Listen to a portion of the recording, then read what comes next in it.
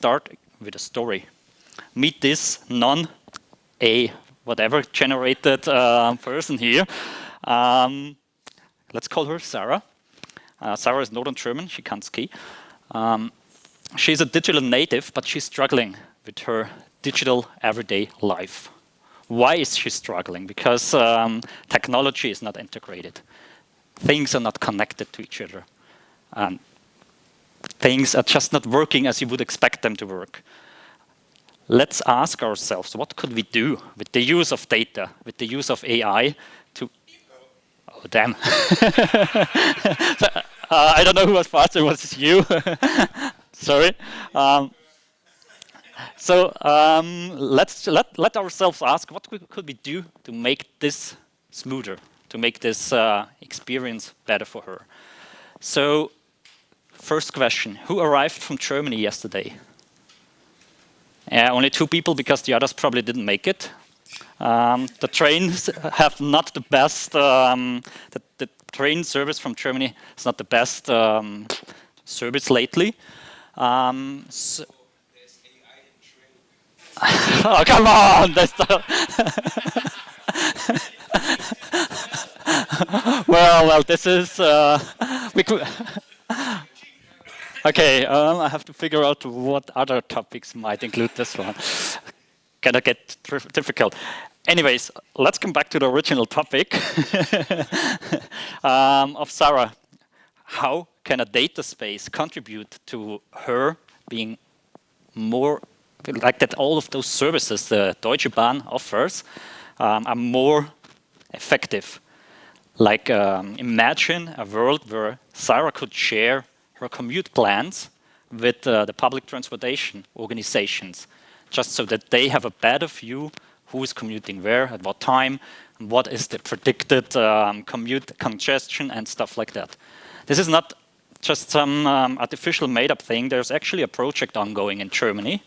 It's called IAMO, and it's in the city of Ulm. It's a southern German city, where they're setting this up as a demo, and they want to roll it out to entire Germany. So what they want to do there is having a way better overview of how the streams are developing, how the people are moving, and then optimizing everything with the use of data to make this happen properly. All of that is built into data spaces. So people can share their data with them. Compliant, that's the most important thing. I'm talking about this later, how this works. Another thing, who is struggling with healthcare and insurances. Like if you put a claim, we heard it today several times, like the dark processing and insurances, it's not working properly. And I'm just having a couple of claims still open since August last year. I think this is just normal. But there's so much more. Another thing is, like in Austria recently happened, there was the insurance organization, the ÖGK, sending out, okay, please don't send the patients to the same checkup within a month, because doctors are not synced with each other. Because patients are sent to the same health checkup over and over again, because the healthcare institutions, doctors, the facilities, they cannot share the data between the organizations, because there are privacy issues, other topics which prevent that. It's not a technical thing. So imagine technology that can solve that by being compliant with privacy. This costs not just a lot of nerves, wastes a lot of time on the side of Sarah, but it also costs us, who are paying for the insurances, a lot of money. It's inefficient. Another topic, how many of you have missed a delivery just because your calendar is not in sync with the delivery organization? I think I'm just basically on a daily basis chasing after the delivery guys because it doesn't work out. So all of those are very common problems. They can be solved with data, but often privacy is an issue in here. The good thing about this is, and I'm talking about this a little bit later on, that data spaces can solve all these issues by staying compliant to GDPR, Data Act, and so on and so forth. Let's talk about the business. I talked about the perspective of an individual, like every one of us. Let's also talk about what benefits this data spaces bring to business organizations. So there is, for instance, healthcare. I'm just picking this one because it's a very obvious one. So with the help of data spaces, the organizations like hospitals, insurances, doctors can share the data and improve the treatment of patients, can improve the long care of patients, can improve the collaboration between doctors, because most of the time doctors are simply blind of what was the treatment from another doctor, what was the treatment from a specialized doctor. This gives a lot of benefits to healthcare. It's just about sharing the data. It's not about applying AI to it. It's about were two words, another one. It's about actually building the foundation to share this data. Let's look at financial institutions. Financial institutions help us a lot with this. They have a lot of benefits from data spaces. It's about better risk management by sharing data between organizations and stuff like that. And is anyone in a financial organization? Yes. Did you like IFRS? Yes. How much beer did you need to digest IFRS? It's a lot of time. Yeah. So I was also working in a financial institution, and IFRS is costing a lot of time, energy, and stuff like that. So with the use of data spaces, the sharing of data can be greatly uncomplicated with the European Central Bank and the like, by having agreed standards and stuff like that. In logistic companies, there are a lot of benefits from the delivery chain. So, for instance, imagine that you, as taking in delivery, can share how is the availability within your organization, when is the next truck coming there. So this is the benefits there. It can lead to a reduction of transportation cost and greatly improving the stock which you have to keep. Manufacturing is actually having a better transparency and a better overview of your production chain. Optimize the entire production process and make sure that the quality of the production process is way better. There's actually a law soon coming up. I will talk about this also in a couple of minutes, which not just gives us the benefits, but also forces us to do it actually in Europe. So there are a lot of things, not just from a personal level for data spaces, but also from an organizational level, where you can save money, where you can create new business value at some point. But that's not all. There's more coming up in Europe, and I hate regulations, but I have to mention them in this place. There is this thing which is called Data Act and Data Governance Act. I think all of us heard of that. Most of us don't know what it is. I think even not the European Union even knows what it is. But at least one thing which is stated quite clear in this Data Act is the need for data sovereignty. We need to stay sovereign on our data. That's one of the things in there. So data spaces are a way to solve this topic. Another topic for the financial guys, I think it's only you, FIDA, Financial Data Act, also kicking in this year. It's a very important regulation which is coming up for financial institutions. What does it basically mean when you have an insurance with Allianz and you want to move over to Zurich, for instance?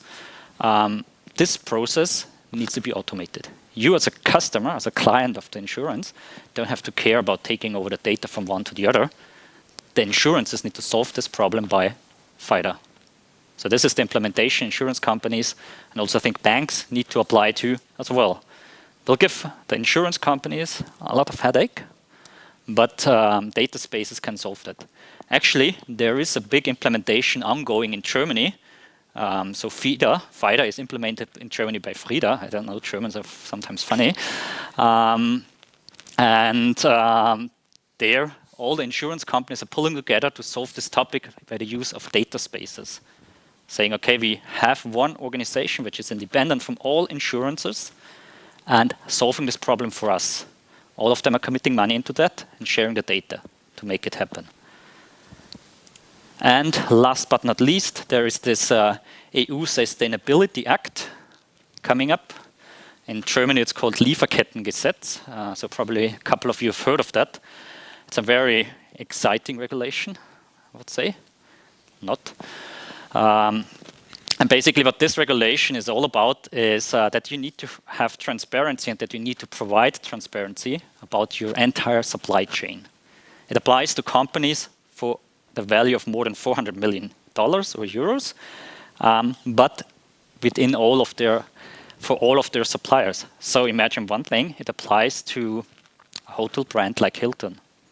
Hilton is in every European city, major European city, and it applies to all their suppliers. Small washing providers with 10 people, they need to now submit to the European Union Sustainability Act. I don't know if the union knows what they did here, but basically, when you do the math, it applies to each and every one.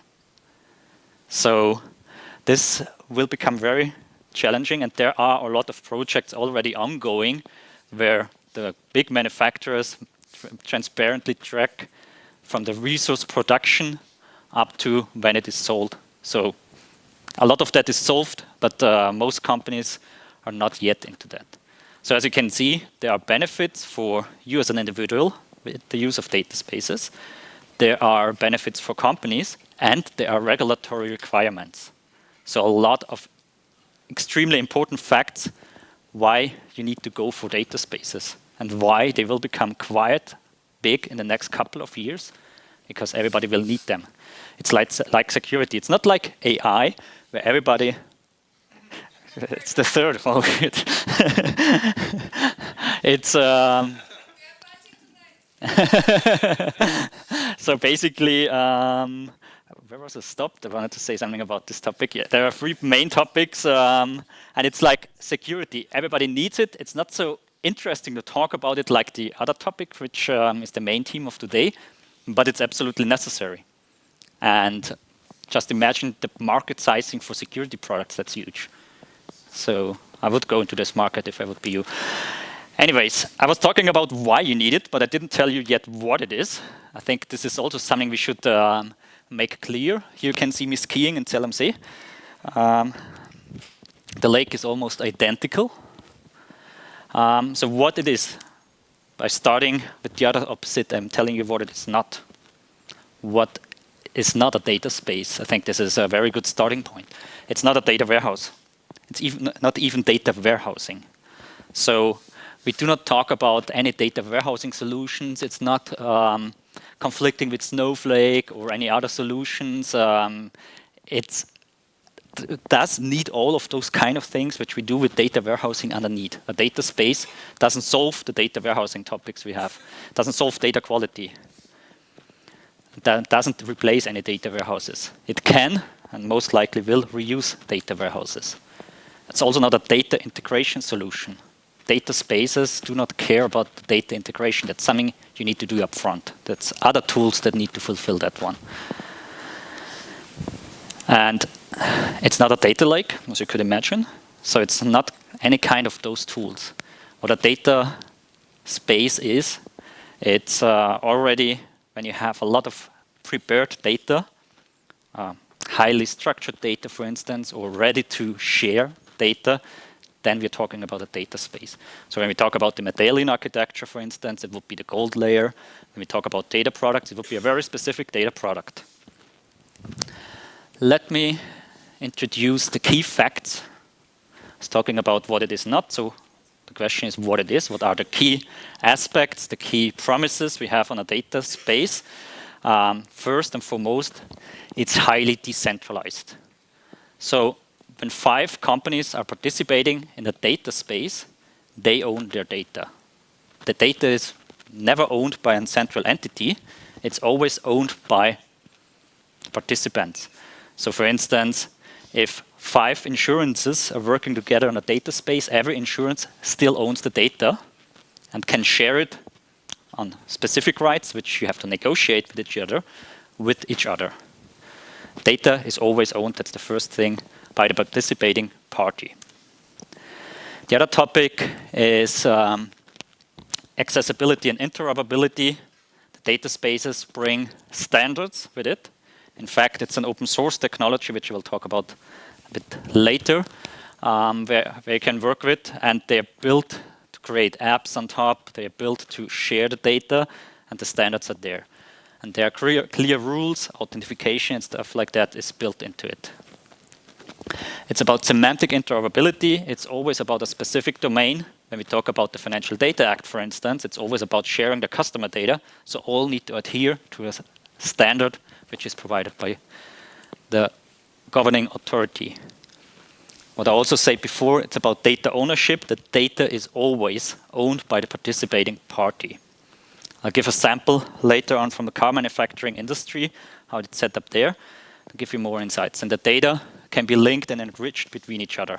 So imagine 5 companies contribute to a data space. Either they are from the same domain or they are building and combining things together, like weather data from the one side, production data from the other side, tourism data. So there are a lot of topics where companies can and will work together. And basically, you can create new products on top of that.